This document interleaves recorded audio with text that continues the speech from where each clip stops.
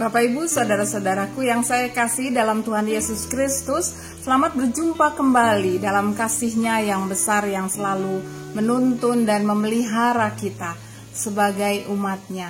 Dan hari ini kita akan merenungkan firman Tuhan yang didasari dari Injil Lukas pasal 22 ayat 39 sampai ayat 46. Sebelum kita membaca Alkitab, mari bersama-sama kita berdoa. Ya Bapa yang baik, sumber hikmat yang kami terima dalam kehidupan kami bersyukur karena Engkau selalu memelihara kehidupan kami. Sekarang ya Bapa, kami hendak merenungkan firman-Mu. Bersabdalah kepada kami dan kiranya Engkau juga memberi kekuatan kepada kami untuk terus melakukan kehendak-Mu. Di dalam nama Putra-Mu Yesus Kristus kami berdoa. Amin. Bapak Ibu saudara-saudaraku, inilah bacaan Alkitab dari Injil Lukas pasal 22 ayat 49 ayat 39 maksud saya sampai 46 demikian. Lalu pergilah Yesus keluar kota dan sebagaimana biasa ia menuju Bukit Zaitun. Murid-muridnya juga mengikuti dia. Setelah tiba di tempat itu, ia berkata kepada mereka, "Berdoalah supaya kamu jangan jatuh ke dalam pencobaan." Kemudian ia menjauhkan diri dari mereka kira-kira sepelempar batu jaraknya. Lalu ia berlutut dan berdoa, katanya, "Ya Bapakku, jikalau Engkau mau, ambillah cawan ini daripadaku.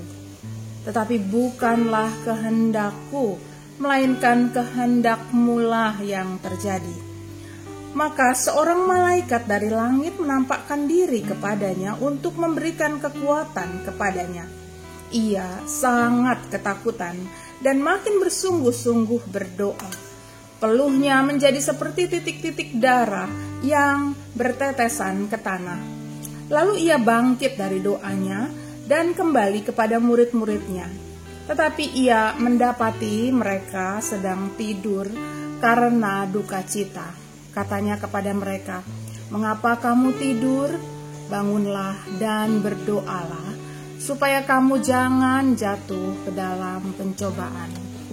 Demikianlah firman Tuhan. Berbahagialah kita yang suka merenungkannya dan yang memelihara dalam kehidupan kita sehari-hari.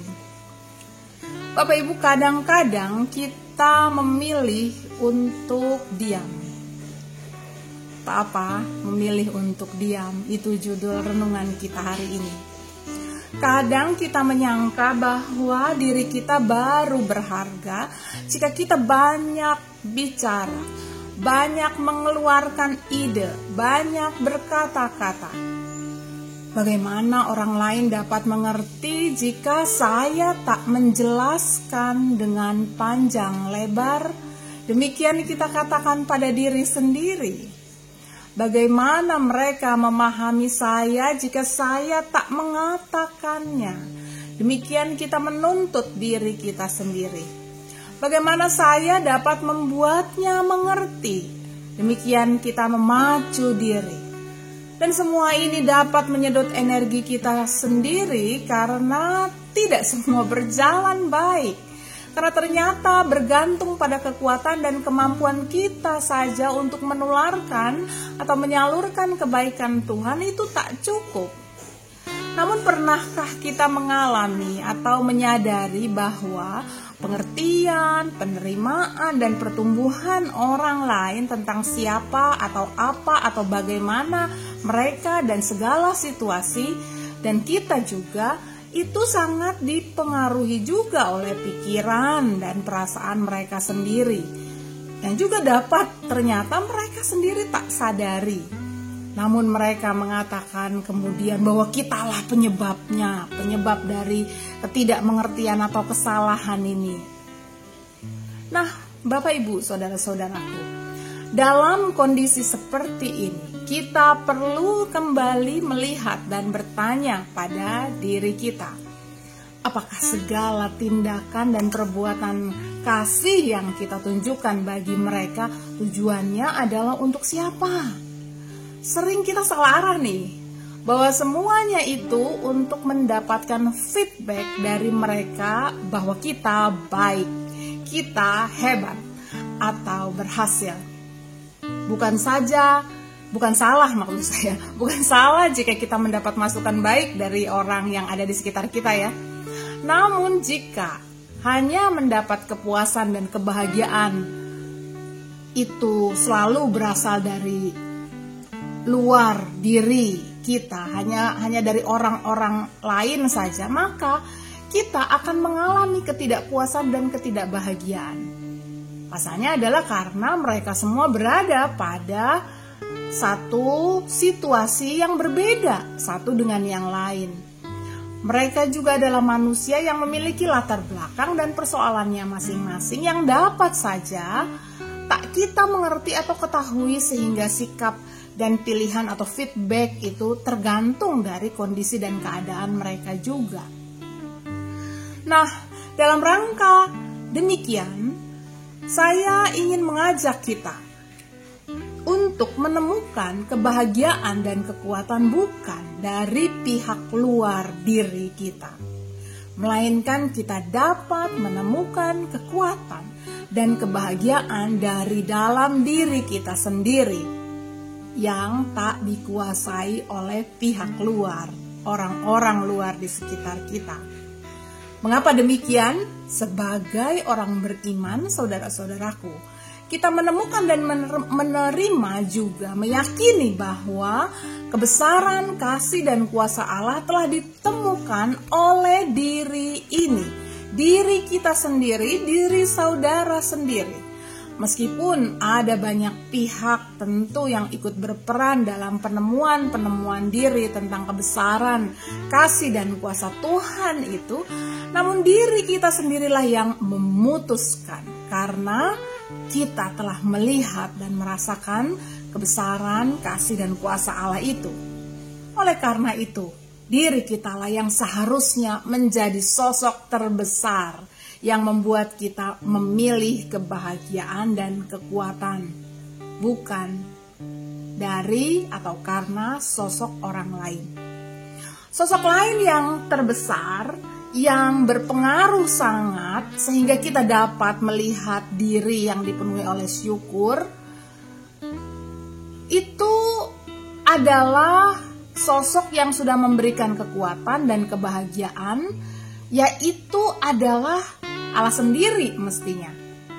Hal inilah yang ditunjukkan oleh Tuhan Yesus ketika ia berdoa di Taman Getsemani. Ketika semuanya telah ia lakukan untuk melakukan panggilannya di dalam dunia ini, lalu ada saat di mana tak seorang pun dapat ia andalkan, mengerti dan mendukungnya dengan sepenuhnya. Hal indah yang ia lakukan kemudian adalah silent dan berdoa, mengambil tempat sepelempar jauhnya dari mereka untuk silent dan berdoa.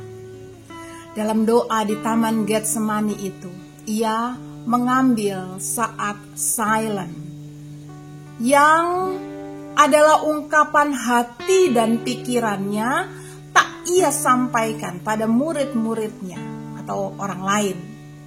Saat silent itu, ia hanya menyampaikan semua isi hatinya, baik yang dapat terangkai kata-kata maupun yang tidak.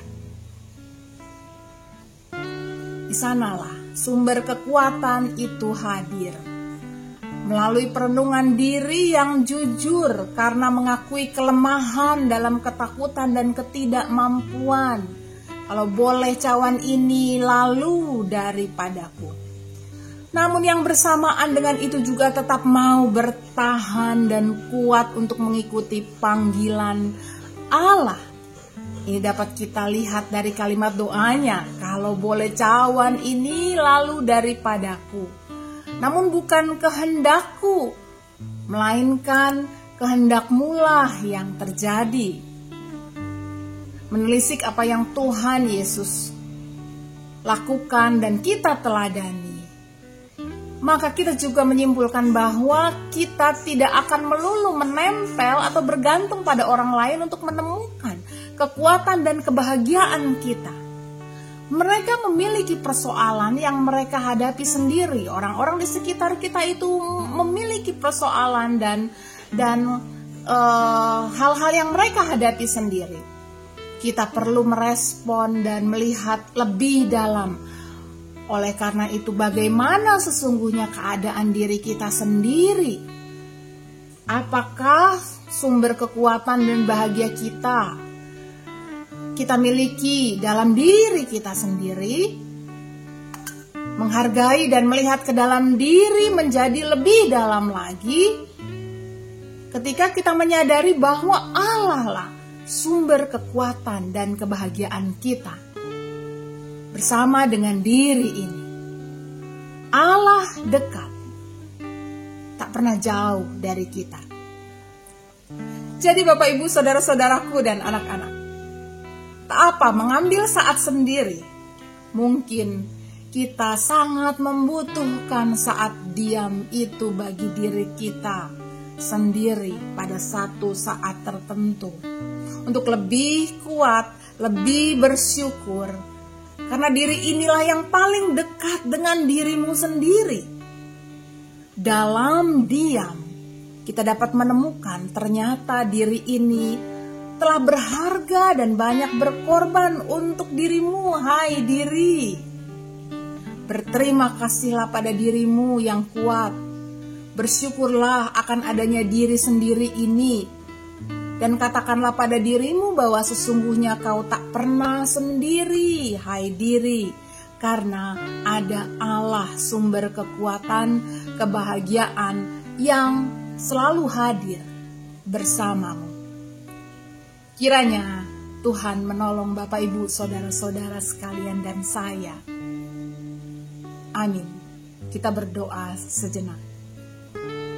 Ya Bapa, kami menyerahkan setiap kami yang mungkin pada saat-saat tertentu harus memutuskan untuk diam sendiri dan melihat ke dalam diri lebih dalam, dan juga mengalami perjumpaan dengan Tuhan. Ya Bapa, inilah kami. Sentuhlah dan kuatkanlah kami, sehingga diri ini dapat terus termotivasi untuk menemukan dan bersyukur atas kasih karunia-Mu dalam kehidupan ini, dan lalu terus melakukan panggilan-Mu. Inilah kami ya Bapa, tolonglah dan kuatkanlah kami, dan syukur, terima kasih atas diri dan Engkau sendiri yang selalu menemani kehidupan kami. Di dalam nama Tuhan Yesus Kristus yang sudah menyerahkan diri-Mu sendiri untuk kami ini, kami berdoa dan bersyukur. Amin. Tuhan bersama-sama saudara-saudara semua. Amin.